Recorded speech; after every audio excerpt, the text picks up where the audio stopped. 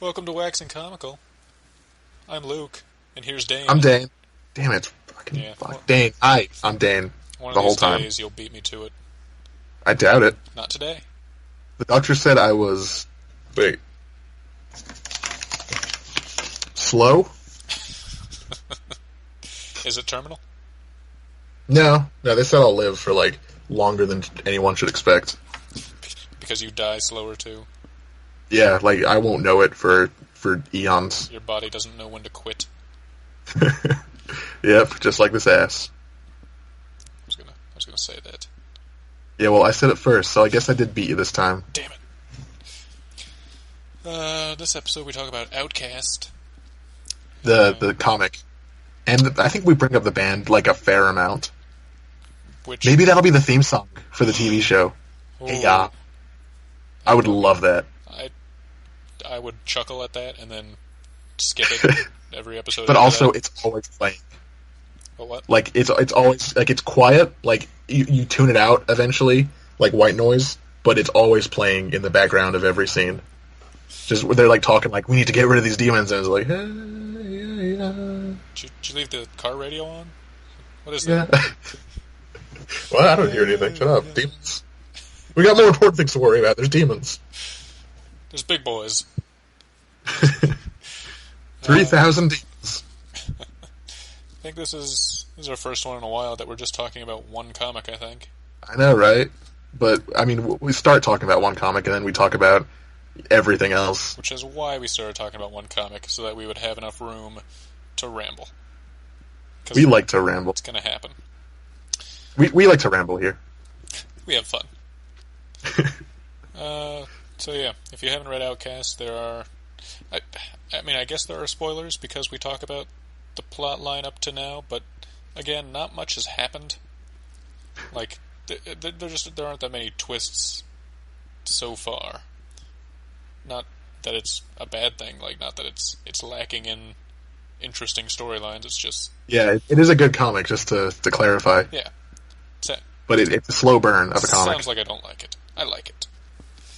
That's there's this one guy I used to work with that anytime I would describe him to people, you would think that I hated his guts. But he was fine. He was a nice guy. But just the things he did and said were the worst. So, what's his name? Nope. Oh, you were just... It was just dripping with disdain. I get it. That's the pun on my name. Nice one.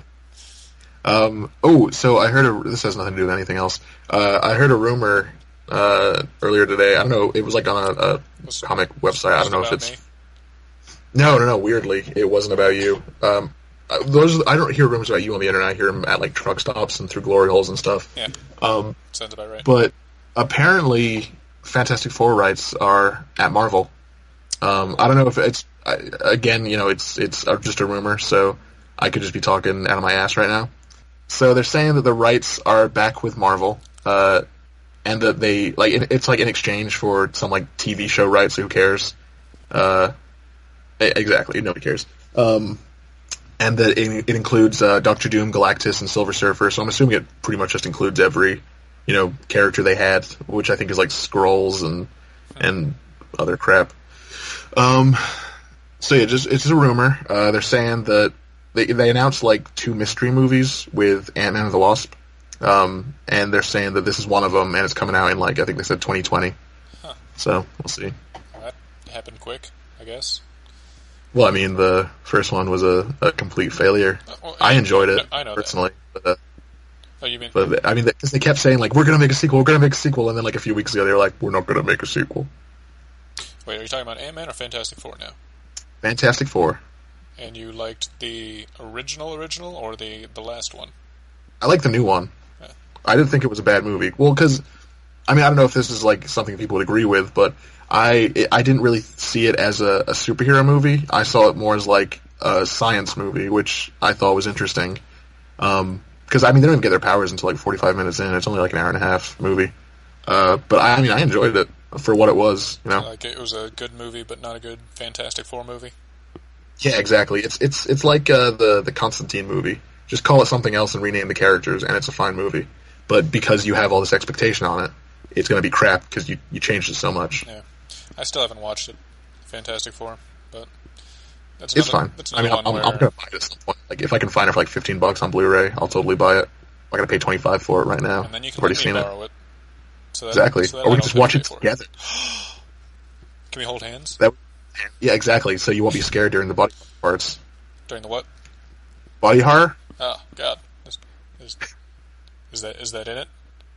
Yeah, Mr. Fantastic, when he wakes up after he gets his powers, he like looks over at his arm and it's like 20 feet away from him, like stretched out. He's on like a gurney, and he's got like his pieces all stretched out on like other like metal things throughout the room. Can he tell it's stretched out, or does it like look to him like his severed arm is across the room from him? It doesn't look severed. I mean, it's literally just stretched out like from there, like you're just looking out over to the side at it.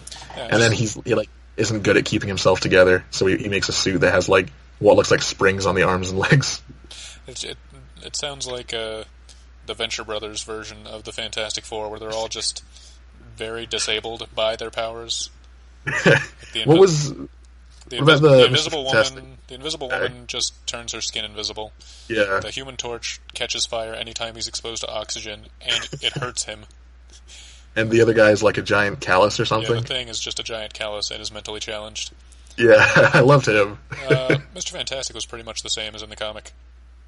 But he was like evil, wasn't he? Yeah, just like maybe not evil, but he was like a huge manipulative dick. pretty much. He was just a douche. So like more evil than 616 Mr. Fantastic, but less evil than Ultimate Mr. Fantastic.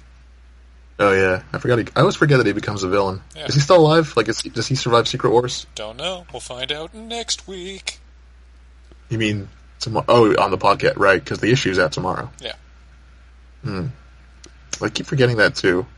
That we're on a podcast? Yeah, I just think that this is me talking in a room. It is. I forgot that literally ones of people will listen to this. And that one person is me. Alright, so yeah, Outcast with a C, which is the name of the comic, yeah. Not It's one word. not Robert music Kirkman, group. who did Invincible, the best or still does Invincible, kind of not until April now. Best comic ever made, and Walking Dead, which you're more likely to have heard of. But very much more likely. Enjoy this episode. Yeah, listen to the music. Which music? The music that's gonna happen. When? Now. No, now. Now.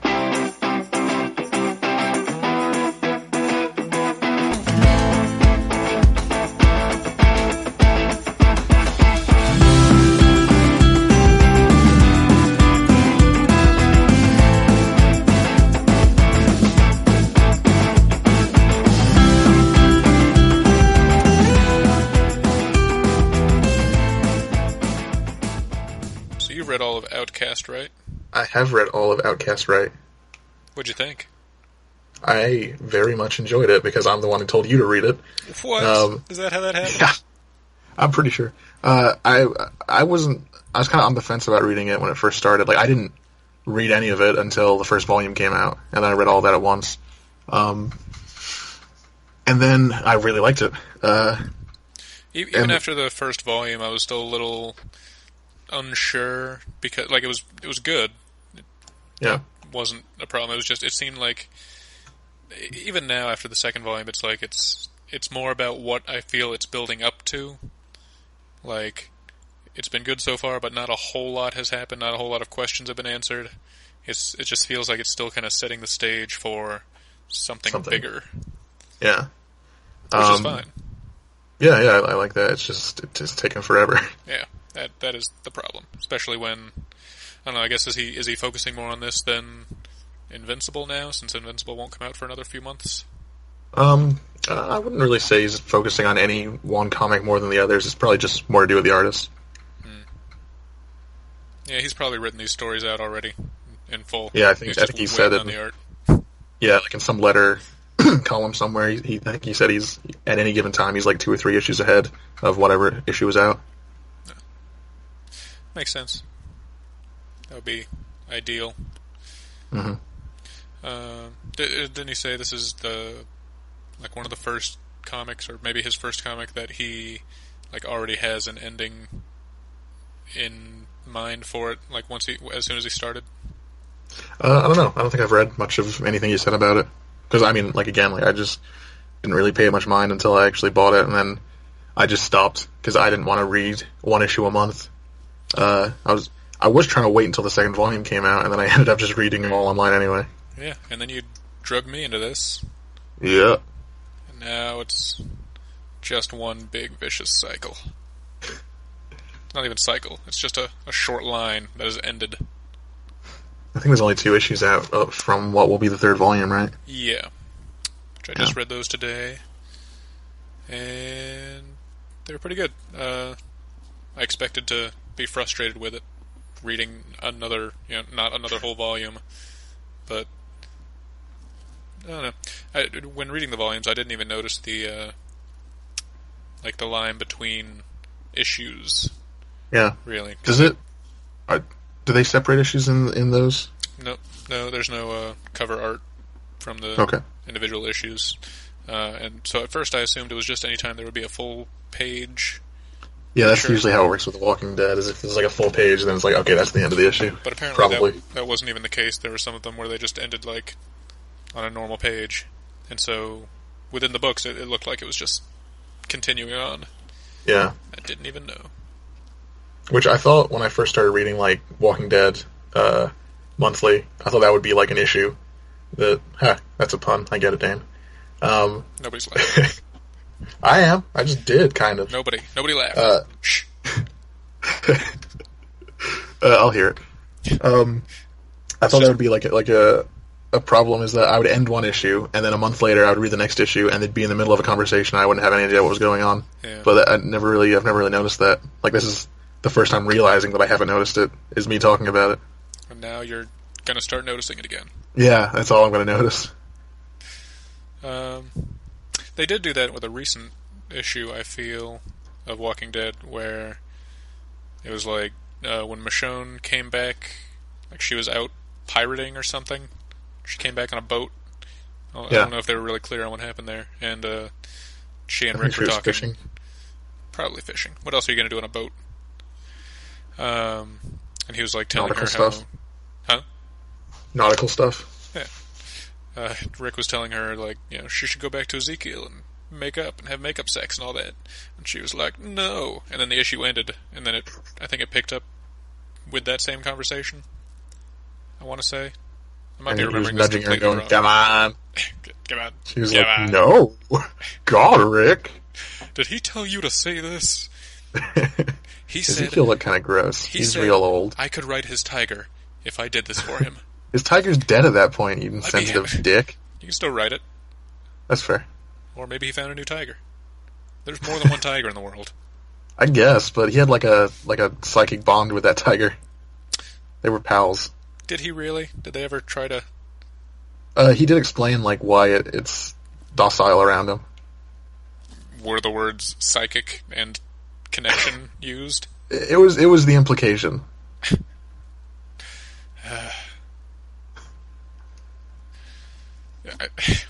I really am just waiting for Walking Dead to just take a hard right into like different sci-fi, like aliens come down and wipe out half of the zombies or something. It'll happen. Or they cross over with Outcast, and there's demons possessing people. Possessing the zombies. Regretting their mistakes. So Outcast is about a guy named Kyle Barnes who we still don't really know what he is or what's special he's about a fan him. of Deadshot or Bloodshot, I know that. Is he? I didn't understand. He wore a Bloodshot shirt one time. Huh. Well, I haven't started reading Bloodshot yet, so it didn't stand out to me. It's just a red circle on his chest. So it could just be a Japan shirt? Yeah, but it was a black shirt, and Bloodshot wears a black shirt with a red circle on it. Yeah, I'm not buying it. Hey, you did. You bought both volumes of Outcast. Available at your local comic book store. Anyway, apparently Kyle is an outcast. By Charles Jr. Or is outcast.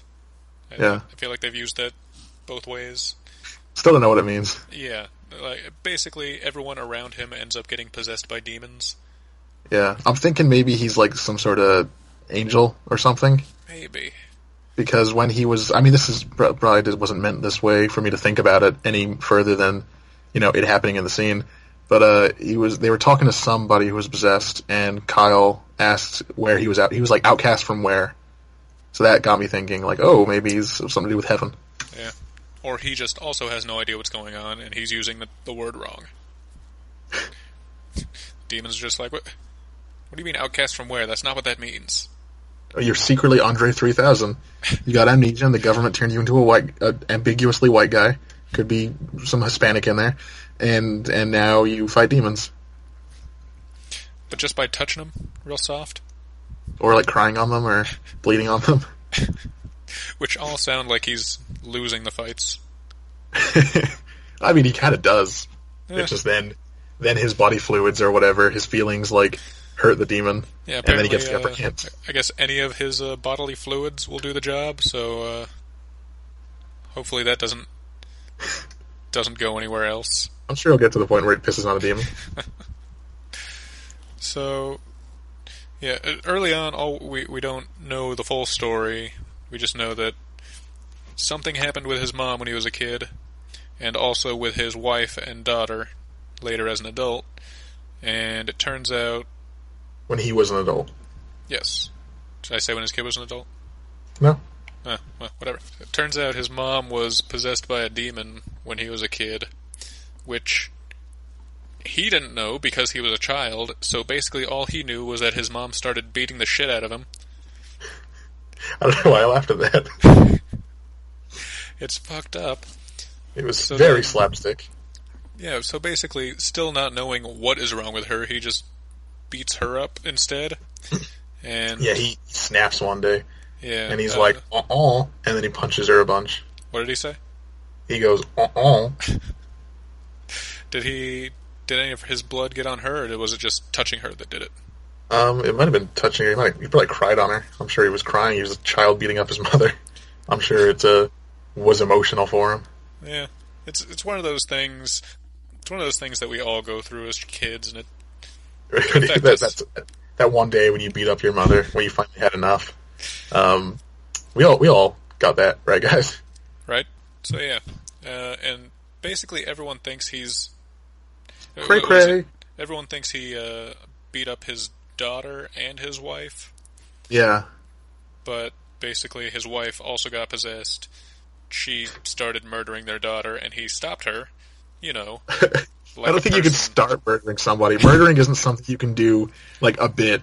You either murder or you don't murder. She beat up. Attempted murder is a thing. You have to have that word there, though. Almost, you can't say almost murder. It's beat up a lot, hurt quite a bit, injured. It's not murder. It was almost murder. So he stops his wife by beating her up first. Like you do. It's a lot of beating up women that he has to do. Which maybe there's some sort of like subtext there, subtext. Yeah, every once in a while, while reading it, I am worried that it's going to end with like just him in a mental institution, like explaining his story and trying to explain why he's beating up all these women and nobody's buying it. I had to beat her. You see, she burnt the pot roast, and that made her get possessed. So he can't see his daughter. Not like she's not invisible or anything.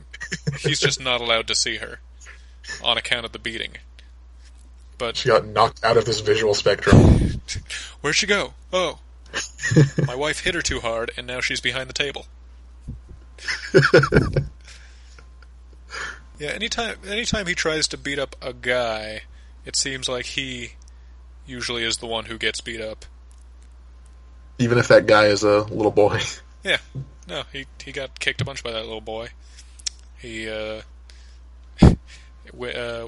in foster care as a child, and his foster sister, who was raped by one of the other little foster boys, he protected her by just getting beat up by the other guy, pretty much. Yeah. He didn't really put up much of a fight himself. I mean, did you not? I don't know. Did we see the whole scene? Well, we Or only was see it just one. getting beaten up? There's just one flashback of him just getting beat I mean, he up, probably did. Kyle's kind of a giant pussy. and then she beats him over the head with a lamp, which bends the lamp but doesn't break the light bulb. Yeah, light bulbs are tough. They're like made of metal, I think. I don't think that's true, but I don't know enough Prove about me light wrong. bulbs to disprove it. So he teams up with a reverend, kind of like, Batman and Robin. Exactly like Batman and Robin. Yeah, because one of them is always talking about holy stuff. Holy possession, Kyle. Stop it, Reverend. Stop it. Every time. I like the Reverend. He's okay. You kind of find out that he's like really bad at his job because they go around, trying to help people who are possessed, and it turns out That's not Kyle. his job. His job is to spread the word of our Savior, Jesus Christ. Amen. He's probably doing that fine. I don't care. His job is when you sign up to be a reverend, it's not like, oh, and by the way, you might have to fight demons sometimes. In the world of this comic, it very well might be. Well, he's bad at it then. Okay, Yeah. I agree. Because basically Kyle can exorcise someone just by touching them, and it turns out that the Reverend, like pretty much anyone he's exorcised over the past couple of years, it didn't take. Not at all. There's still a demon inside of him. I mean, it kind of worked, because, okay, if you don't consider the idea of, like, their soul and torment inside their own body, then he did it fine, because obviously after they're like, oh, well, this, clearly I was acting out of line, and then the demon just acts like a regular person, so, like, what's the problem there? Yeah, something about immortal souls, apparently. Yeah, I don't believe in those, so I don't care. Yeah, but in the context of this universe, that apparently is a real issue. We haven't seen a soul yet. We don't know if souls are a thing. I've seen black gunk coming out of people's mouths. It could be like a brain fungus that just drips out of their mouth. Yeah, I'm pretty sure that's a soul. Brain fungus. Kyle has some sort of antibodies that passes into the victim when he touches or spits on them or whatever. It's all very scientific. The fungus melts from their brain and pours out of their mouth. Oh, God, I hope And that's not the ending. Lighter than air, which is why it usually goes up. Doesn't always, though. Sometimes it's just like black blood Sometimes it's spat on the denser. ground. Sometimes it's got bile in it from the brain. Brain bile, that's a thing, probably. Look it up. Don't look it up, because it's probably not a thing. Sometimes dead is better. And I go down that rod. I got that rod. Down that rod's the old pet cemetery. So, basically most of the first two volumes is just them going around either exercising people or re-exercising people. What? Going around in their van. They have checking a car. out parks. They have a car that Kyle borrowed from a dead man. Oh, yeah. Super dead. Yeah. Also, killed by the devil? Yeah, is that dude the devil, Sydney? Yeah, they seem to imply that it is the actual devil. The devil, or like a really, really high up demon? He says, like, you know who I am, or one of my many names. Like, maybe he's a really high up demon and he just has a really, like, huge opinion of himself. Like, we haven't heard about him. He's not in the Bible or whatever, because I don't think demons are a thing in the Bible. You've heard my name? Stephen. Stephen? Actually, his name, he's already going by Sydney. Maybe that's it. Sydney? You've heard my name, La Davith. The Grand Demon Sydney. But it's spelled with a bunch of Y's, and there's like a silent X in there. It's a whole thing. $sign. It's got a big X and a little X on the outside of each side. like a gamer tag, like an Xbox. Like a gamer tag, or like an emo girl's Tumblr name. That would be more intimidating than the feeble old man he is. Though he did. I don't know. He junks up. What's the Reverend's name? Anderson. Also Kyle. Can't remember what his first name is. Kyle. It's also Kyle. Anyway, he junks him up pretty badly and carves a pentagram into his chest, right into his titty. I like that word. Titty? I mean, just like in that context, not like woman's breast, but just like on that dude's chest, on his titty. An old man's pectoral. Yeah. He's being played by an English guy on the TV show. Is that bad?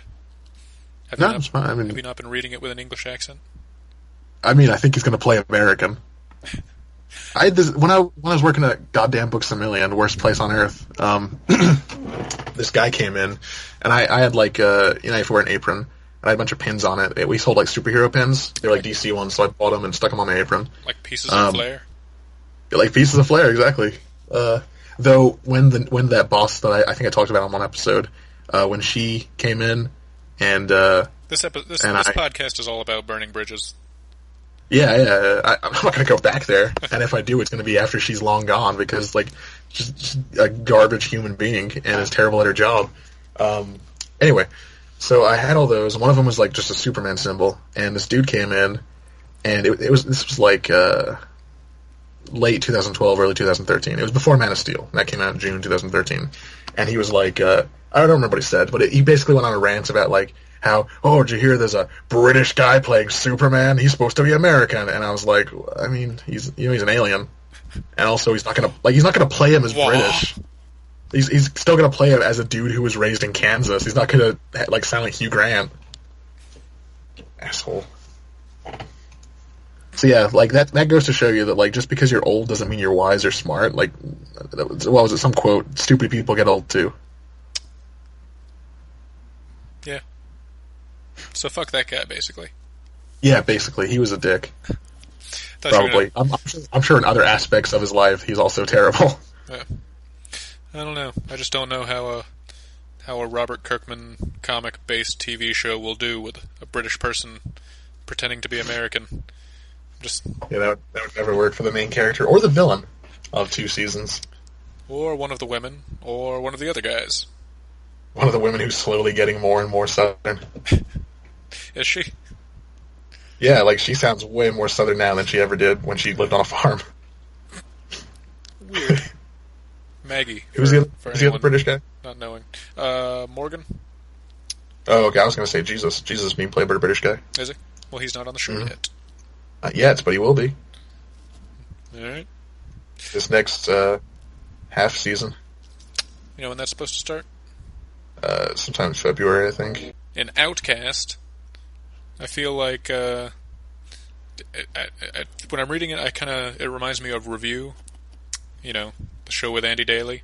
Yeah, I know Review. So many of Kyle's problems would be solved if he was able to say, "It was demons. Demons possessed this person. That's why I beat the shit out of them." I'm sure that like he's had a long history of saying that, and then people just feel like, "Oh, God." Yeah, I'm sure. I know that's definitely the difference here, but it's just like because like he goes to see his wife, who. Yeah, okay, that is one thing that annoyed me. I guess that I can't tell if they're divorced or just kind of. I think separated. Basically just separated. Yeah. But she's like, "Why did you do it? Why did you hurt me and our daughter? Like, all I know is that I woke up. You had just finished beating up our daughter, and you had also beaten me up so much that I didn't remember it." Which isn't what happened. At the very least, he got, like, don't even bring up demons, you could just say, no, you were hitting her, so I had to hit you to make you stop. Yeah. Which, would still be a shitty thing to say to someone. Yeah, it would be, but like, also, like, even though it's the truth, like, she wasn't in control, so it's not... I'm sure he would like to see his daughter. Yeah, and don't want to lay that blame on her. Like, that's not guilt she needs when she didn't do it. He just needs to, like, get her... his daughter, maybe not his daughter, but his wife. Because what does his daughter say? Anything?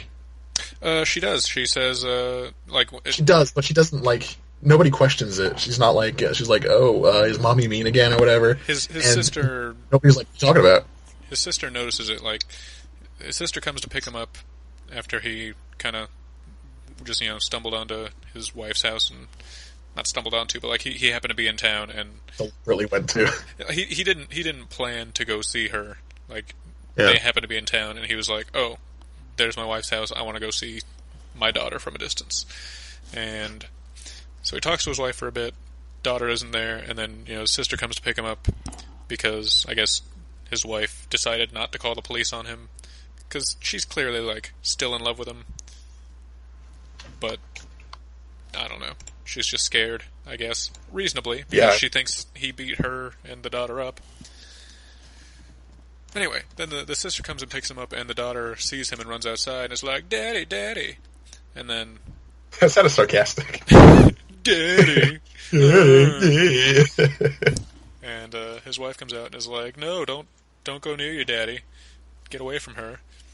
And she says something like I think the wife grabs him to push him away, and the daughter's like, Mommy, why are you being mean again? Or why are you being scary again? Something like that, yeah. Something like that. And his sister hears that. And then when they're on the car ride back, she's like, so, you want to tell me what that was about? Like, is there more info to this that everyone should know? And he's like, I don't want to talk about it. Just leave me alone. She's like, fucking fine. And then she gets possessed. Yeah, he needs to take his wife, his sister, and her husband to one of their exorcisms, so they can see the black bile spill out of people's mouths, and that's what it was. All right, guys. Every time. Because not even the lost, because I'm sure he got arrested or whatever, but not even that, but just the idea that all these people in his life just think he's crazy. That would drive me nuts. It seems to be driving him nuts. Yeah, but in a downward direction. I would be getting amped up to prove them wrong, and he's just okay. He's very complacent. I mean, he finally is in the mindset of let's do this and finish this and stop this from ever happening again. After it's only been many years, probably. Yeah, he was probably 10 or less when he beat up his mom. Oh, I don't care about that. I'm talking about his wife and kid. His mom's in a coma. She's done. Yeah, I'm just saying, this is something he's been dealing with since he was a child. So, 20 plus years, probably. Outcast from where? With the detective who is clearly John Constantine. I like that guy. I do too, but he's clearly John Constantine. Oh, no, his name's Luke. He's like me. That's true. I mean, he's like you, blonde, because you're not that. We've got a name in common. I could be a detective. You don't know. That's true. Yeah, that was fucked up. The detective's story, basically, he and his wife take in a friend of his, or who I guess his former partner. Yeah. And because he's been feeling sick, even though it turns out he's been possessed, and he goes out either to work or to get some groceries or something, and he comes back and the friend has murdered his wife. Yeah. And they were making out before that, and based on the dialogue, it sounded like that was a regular thing. Yeah, they might have been sleeping together already. Banging. So bang. Doing it. They start to kiss, and he rips her tongue. He bites part of her tongue off. And that's then murders her. Yeah. So that was sad. Oh yeah. Yeah. You're having some strange emotional responses to these events. Yeah, man. Yeah, so that guy was possessed, right? The partner? Yeah, because he reacted weirdly when they tried everything. They do a... Well, I think it was... I think they say that the murder happened way before the cop actually shows up in the story. So that's a flashback. Yeah. It's at the beginning of an issue, I think, they show his wife being killed, and then at the end of it, he shows up asking them for help. But then later they say that it was at least a year between, I think. Because, they talk about how the demons seem to get stronger the longer they are in a person. Okay. So that's why they weren't able to fully exorcise him when they go and beat him up in the interrogation room. So I think a little bit of the black demon smoke comes out of him. Yeah. But not enough. I think he's the one that Kyle asks where he's Outcast from. I think. Because I think he only deals with, two demons that he directly deals with. Then there's the old lady who he basically just touches, and he's like, she's a demon, but they don't really do anything about it. There's the old lady, there's the little girl. Or not, little girl? Not little girl, she's an adult. She's the one that's teenager. I was just thinking Volume 1. Ah. Yeah, Volume 2, there's that old dude, or not old, but the guy with the bald head. There's the devil, and there's the girl. And his sister, I guess. Oh, and the old lady, totally makes out with the devil. Yeah, that was weird. Gross. So, two old people making out. So yeah, there's there's something going on with the demons that like is just kind of hinted at repeatedly. That there's something called the merge. Yeah. I don't even know. I can't even really guess at what that's supposed to be. I assume it'll be all the black stuff merging together to make a mega demon or like a Godzilla. Maybe, because that makes sense. Not like a big monster. I mean a Godzilla. Literally the form. Literally of the Japanese Godzilla. monster Godzilla. Yeah, like the devil, who is an old man, is going around like talking to the people who have been possessed, and they like I guess they're mostly the people that have already been exorcised poorly by the priest, but Yeah. they still clearly are a little bit demoned, and it's like they're planning something. They just don't say what it is. They're like, oh, yep, we're all ready. I mean, that like makes sense because it's like they know what they're talking about. They don't need to like explain it for a third party that they don't know is there. They should have a third character in each scene that's like, hey, I don't know what's going on here. Ricky doesn't know what's going on. Fill him in. Yeah, don't really know where that's heading. But apparently Kyle, the Outcast, is a key to something. They should have named all the volumes after like songs by Outcast. Hey ya. And Roses. Those are the only two songs I know by Outcast. Yeah, we're not very cultured. We're quite. You spell Outcast with a K. What? I've been spelling it wrong this whole time. Anything else? Anything else? Yeah, it's a good comic. Well, of course it's a good comic. There's that time they beat up that runaway teenage girl. She had it coming. She had it coming. She shouldn't have been homeless. That's her fault. And possessed. She was somebody else the Reverend didn't exercise just at all. He's not good at his job. It seems like the demon's he's real just like pompous about it too. Yeah. What? He acts like he knows what's going on, but he doesn't. But like he totally doesn't. It seems like the demons are just kind of fucking with him. Like, hey, there's that Reverend again. Pretend like you just got exorcised. Oh, I'm okay. I'm okay, Reverend. Everything's okay here. Just holding in laughter. It's like stop.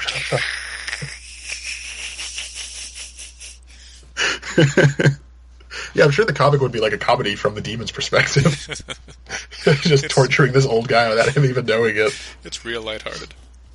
In the last issue, the Reverend finally beats up the devil, which was like just his happiest moment. And they like take the devil's side. Everybody else in the scene, probably except for Kyle.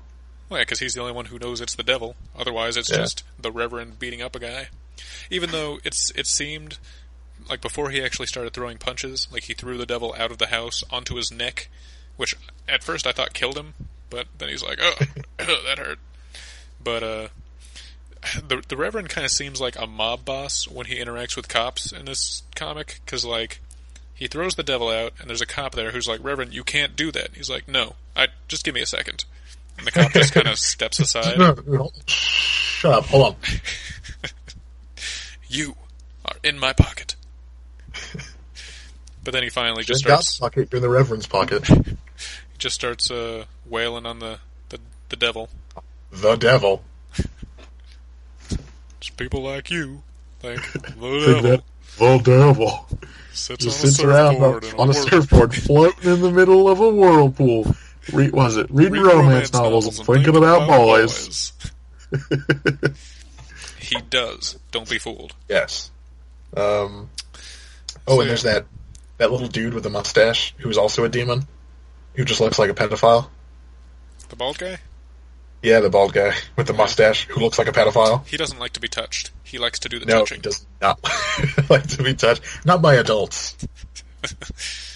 And Kyle is an adult. No matter how much he shaves his face, he's an adult. Does he shave his face? Because he seems to always have like a patchy in one stubble. issue, I think, in Volume 1, I think he shaves. And he looks weird. And he never does it again. No, he kind of has the aesthetic of James Franco in Pineapple Express for most of it. I feel like he's usually wearing pajama bottoms. Charming. Charming as all No get out. headband, though.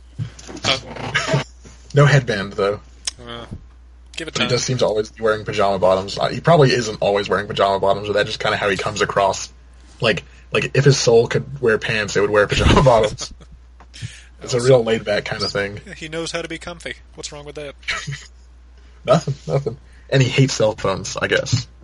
Yeah, he gets one cell phone and then smashes it. He's not good with them. He's seen Terminator. Or Michael Bay's Tour de Force Transformers, where there's that bit at the end where the Allspark infects all those electronics and they turn into Transformers somehow. Yeah, because they all have just the right technology. All they needed was sentience. Just the right technology and like seams and stuff to turn into robot versions. To explode into robotics. So, they're saying that you could refold your cell phone into a killer robot, right? Yeah, like it comes out. It's like the old very Transformers convenient toys. when you need a cell phone-sized robot that murders. It's like those old Transformers toys where it's like, they started out the Beast Wars ones where they were animals but also robots. Yeah, you had those, right? No, I didn't have. I've never owned a Transformer. You poor child. The only ones I've owned, I don't even know if they were Transformers. They were something. I think it was Beast Wars, actually. It was Happy Meal toys. But because they were Happy Meal toys, they did, like, their folding out was basically just, like their the head legs switching or something. Yeah, it was, like, really, like, base level, like, transforming. Yeah, I think I had some of those, and then some of, like, the official Beast Wars ones where there was a little bit more to it. They were bigger. Your fancy freestanding house.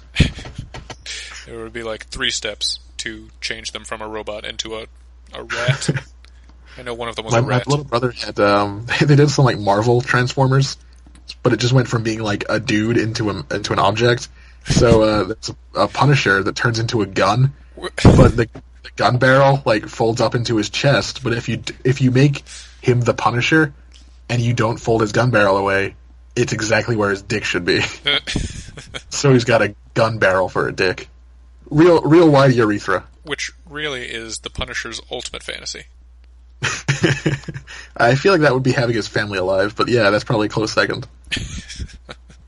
Barring that. How has that never come up? Because people come back to life in Marvel all the time. Because they're just people.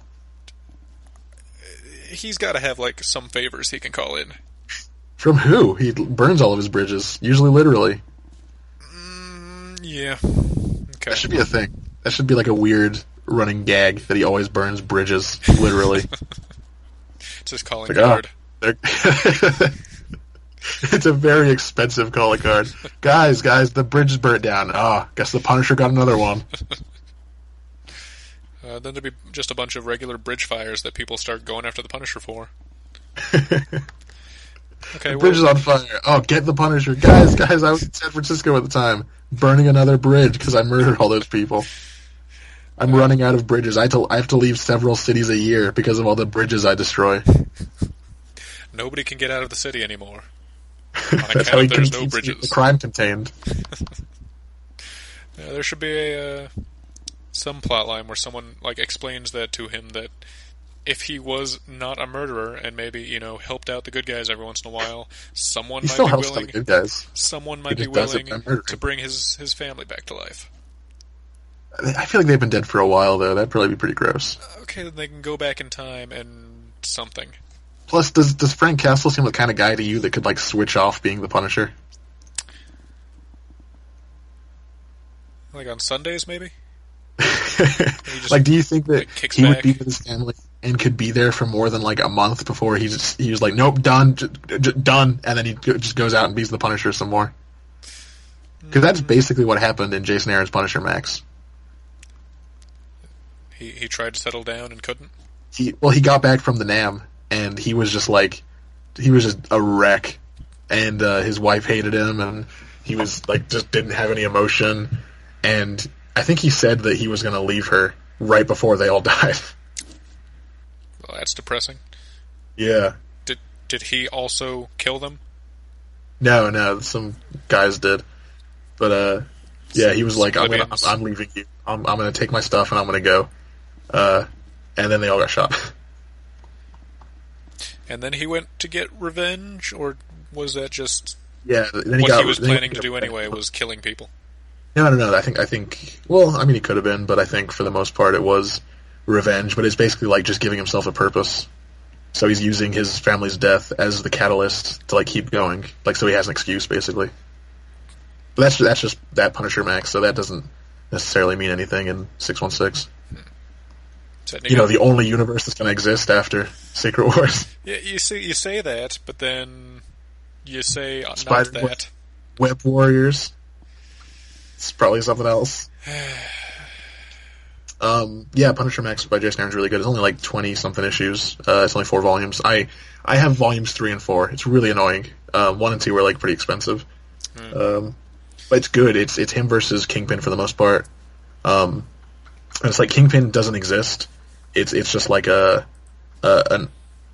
myth basically they invented to give the Punisher somebody to go after so they can do stuff like to keep him distracted basically. The villains made up the myth, like specifically for that. Boss stuff like created a character basically, and then they had this like thug basically play him, Wilson Fisk, and then Wilson's plan is to become the Kingpin, and he like kills he gets the Punisher. He becomes the top guy basically. And then the Kingpin becomes real, and he hires Bullseye in Volume 2 to kill the Punisher, and Bullseye is a nut bar. He's awesome. I mean, he was already, wasn't he? Yeah, but in this he's like obsessed with the Punisher, and he like wears one of his old shirts, and he like lives in places that the Punisher has like lived before, just to like get a feel for him. Does he smell the shirt? Probably. Yeah, probably. I'll read it again. Volumes 1 and 2 eventually, but it's good. Elektra's in it. That's it and Nick Fury's in a little bit. And then Garth Ennis wrote that first, though, right? Punisher Max. He invented Punisher Max.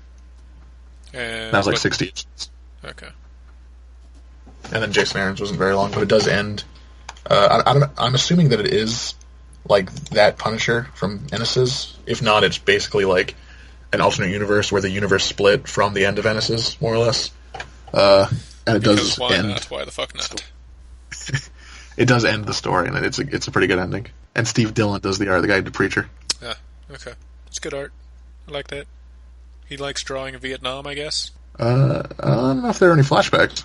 Wait, Steve Dillon just did the Jason Aaron one? Or the... Yeah. Okay. Yeah, just the Jason Aaron one. He didn't do any of the Garth Ennis one. Never mind, then. I think his style would have fit. Because Garth Ennis had fairly realistic art throughout the whole thing, or dark and realistic, whereas Steve Dillon has pretty light art. I don't think it would look as good without the coloring that it has. If you did dark coloring to make it look more realistic, it would look weird. Well, we'll never know. Nope, I don't plan to ever find out. But anyway, just to wrap up on Outcast. So, would you recommend Outcast, Dane?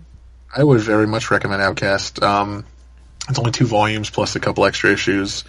And you're not going to really get any answers if you just read the 2. But it's very good. There's going to be a TV show sometime this year on Cinemax. I'm sure that's going to be really good.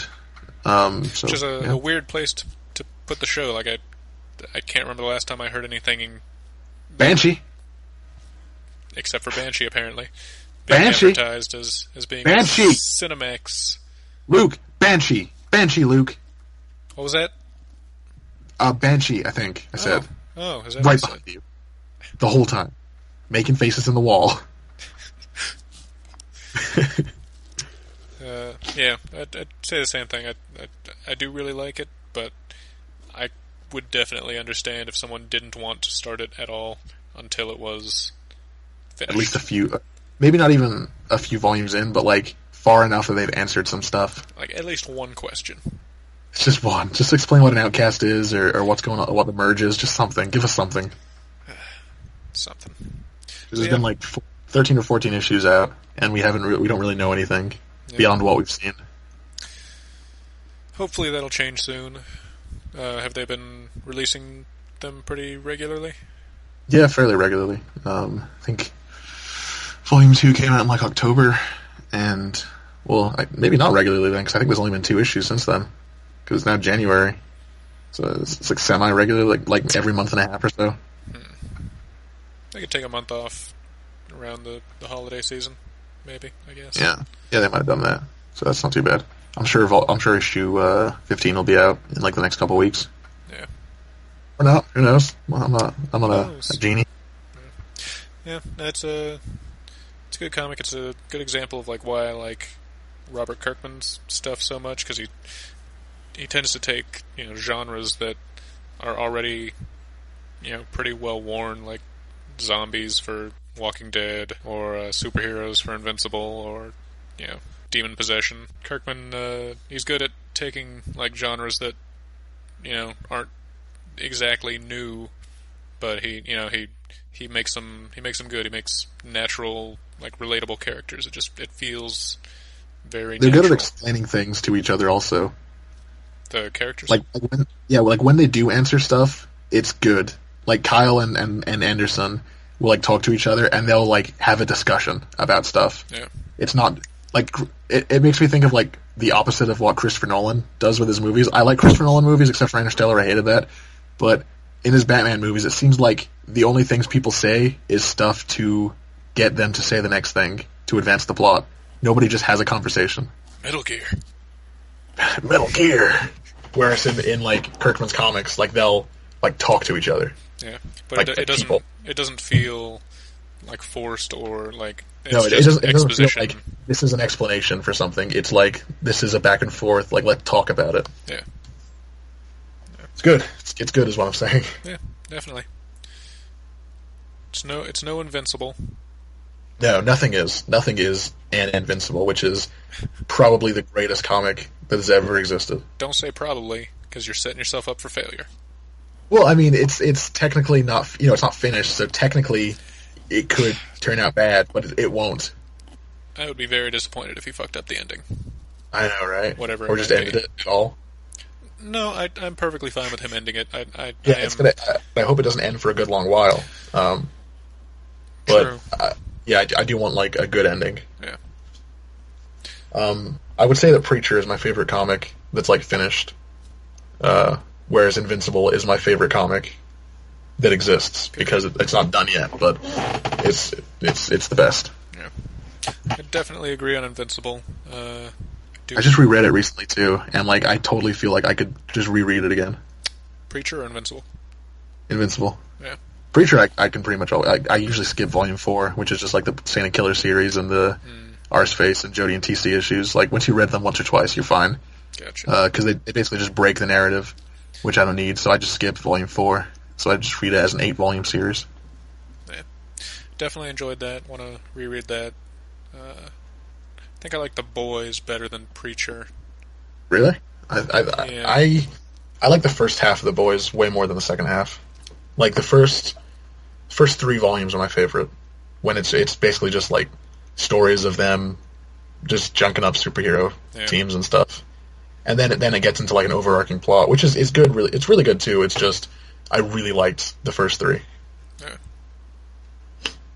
I don't know. I mean, I need to reread both, and maybe I'll change my opinion because I've still only read them through once, which is true of pretty much every comic I've read because I haven't been reading comics that long. Last time I read The Boys was like 3 years ago. Yeah. Like pretty much when it ended. I got the last volume and then I reread through it. Alright. Well, that's Outcast. Yeah, some of that was Outcast. Yep, thanks for listening. Enjoy the outro song. I know I will, even though I won't hear it because it gets put in later. No, the live band is here for a reason.